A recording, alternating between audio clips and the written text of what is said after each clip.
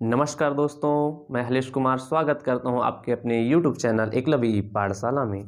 दोस्तों, यदि इस चैनल पर आप नए हैं तो इस चैनल को सब्सक्राइब कर लीजिए, साथ ही बेल आइकन बटन को भी दबा दीजिए ताकि नई वीडियो के नोटिफिकेशन आपको मिल सके। यदि आप किसी भी प्रतियोगी परीक्षा की तैयारी कर रहे हैं तो भारतीय संविधान से उस परीक्षा में प्रश्न पूछे जाते हैं। इस चैनल पर आपको भारतीय संविधान से पूर्व की परीक्षाओं में पूछे गए प्रश्नों पर आधारित वीडियो मिलेंगे, जिससे आपको परीक्षा में सफलता प्राप्त करने में आसानी होगा। आज का हमारा जो वीडियो है वो उच्चतम न्यायालय पर आधारित है। सबसे पहला जो प्रश्न है कि भारत में उच्चतम न्यायालय का उद्घाटन किस तिथि को हुआ। ध्यान रखिएगा, इस प्रश्न में उद्घाटन पूछा जा रहा है। यहीं पर पूछा जाता है कि भारत में उच्चतम न्यायालय की स्थापना कब हुई, सर्वप्रथम कब हुई, तो इसका उत्तर होता 1774। 1774 में भारत में उच्चतम न्यायालय की स्थापना हुई। कहाँ पर हुआ, किस स्थान पर अगर पूछा जाए तो याद रखिएगा कलकत्ता में। भारत का प्रथम उच्चतम न्यायालय कलकत्ता में सन 1774 में हुआ। यहीं पर प्रश्न पूछा जाए कि किस अधिनियम के अंतर्गत हुई, तो 1773 का रेगुलेटिंग एक्ट के अंतर्गत 1774 में भारत का प्रथम उच्चतम न्यायालय की स्थापना हुई। उसी में एक प्रश्न पूछा जाता है कि उसका प्रथम न्यायाधीश कौन थे, तो याद रखिएगा सर एलिजा एम्पे भारत में स्थापित प्रथम उच्चतम न्यायालय का मुख्य न्यायाधीश सर एलिजा एम्पे थे। अब प्रश्न पूछा गया है कि भारत में उच्चतम न्यायालय का उद्घाटन पूछ रहे हैं, तो आपको निम्नांकित ऑप्शनों में से इनका सही उत्तर देना है। तो पहला ऑप्शन है 27 जनवरी 1950, 28 जनवरी 1950, 29 जनवरी 1950, 30 जनवरी 1950। तो इसका सही उत्तर है 28 जनवरी 1950। अब भारत में उच्चतम न्यायालय का उद्घाटन 1950 को क्यों? 1774 में ही तो उच्चतम न्यायालय की स्थापना हो गया था। यह सवाल आपके मन में जरूर आ रहा है, तो आप ध्यान रखिए कि भारत में स्थापित उच्चतम न्यायालय 1773 अधिनियम रेगुलेटिंग एक्ट के अंतर्गत 1774 में हुआ था। उसे आज़ादी से पूर्व फेडरल कोर्ट ऑफ इंडिया के नाम से जाना जाता था। इस प्रकार 15 अगस्त 1947 के बाद जब देश आज़ाद हुआ तो भारत में उच्चतम न्यायालय का विधिवत उद्घाटन 28 जनवरी 1950 को किया गया। अगला प्रश्न है कि भारत के सर्वोच्च न्यायालय की स्थापना हुई थी।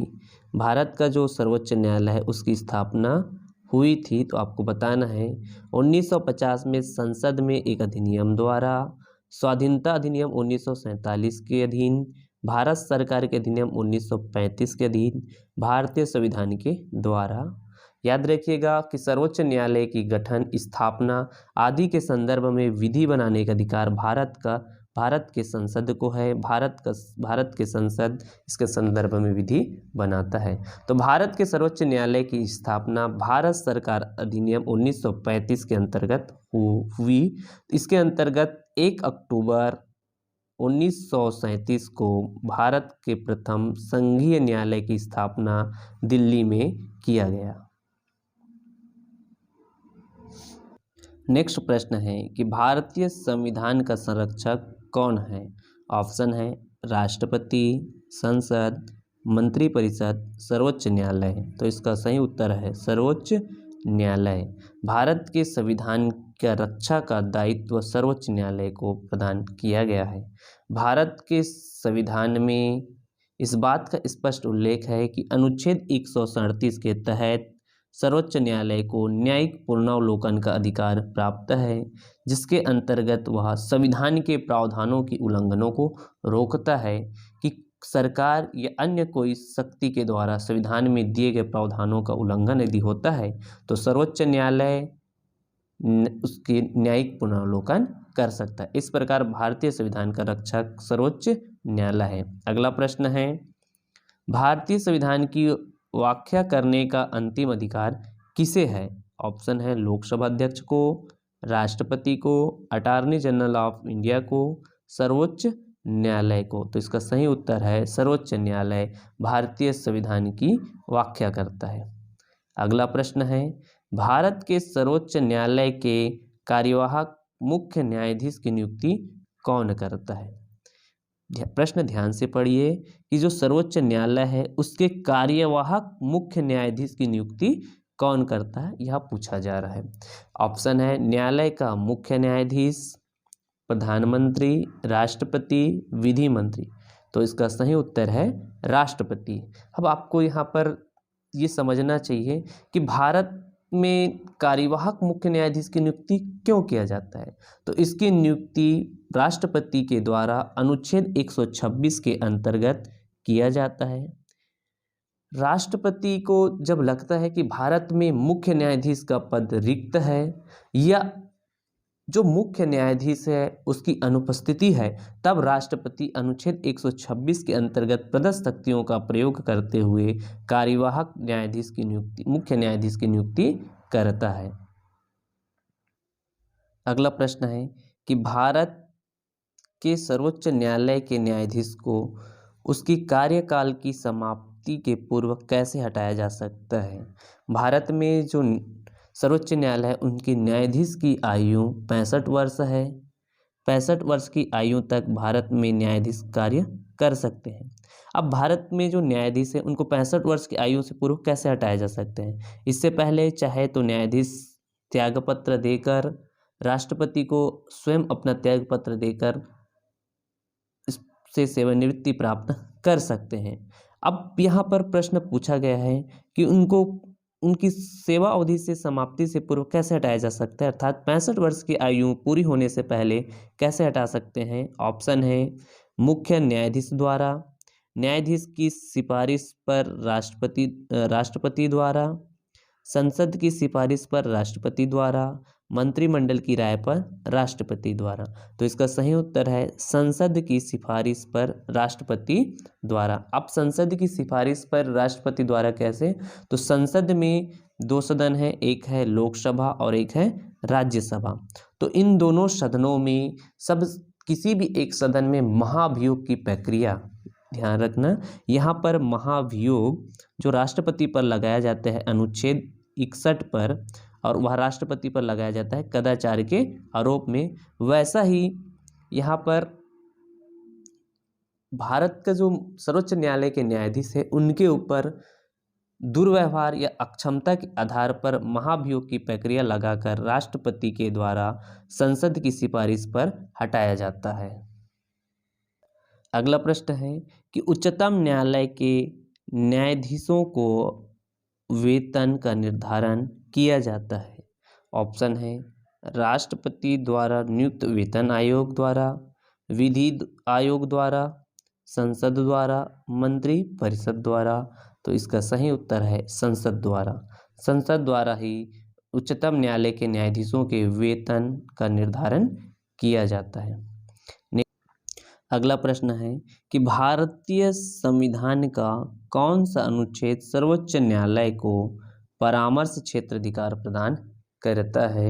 ऑप्शन है अनुच्छेद 129, अनुच्छेद 132, अनुच्छेद 32 और अनुच्छेद 143। तो इस प्रश्न का सही उत्तर है अनुच्छेद 143। इसके अंतर्गत राष्ट्रपति सर्वोच्च न्यायालय से परामर्श लेता है।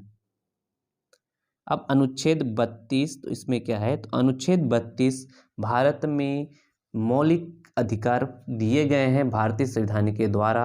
अनुच्छेद 32 के अंतर्गत संवैधानिक उपचारों के अधिकार, जिसके अंतर्गत 5 प्रकार की रिट जारी किया जाता है। अगला प्रश्न है भारत के सर्वोच्च न्यायालय ने संविधान के आधारभूत ढांचे के सिद्धांत को स्पष्ट किया है। ऑप्शन है गोलकनाथवाद 1967, सज्जन सिंहवाद 1965, शंकरी प्रसाद 1951, केशवानंद भारतीवाद 1973। तो इसका सही उत्तर है केशवानंद भारतीवाद 1973। यह जो केशवानंद भारतीवाद है वो केशवानंद भारती बनाम केरल राज्य के मध्य 1973 में सर्वोच्च न्यायालय ने भारतीय संविधान के आधारभूत ढांचे के सिद्धांत को स्पष्ट किया था। इसके अंतर्गत भारतीय संविधान के मूल ढांचे का सिद्धांत दिया गया था।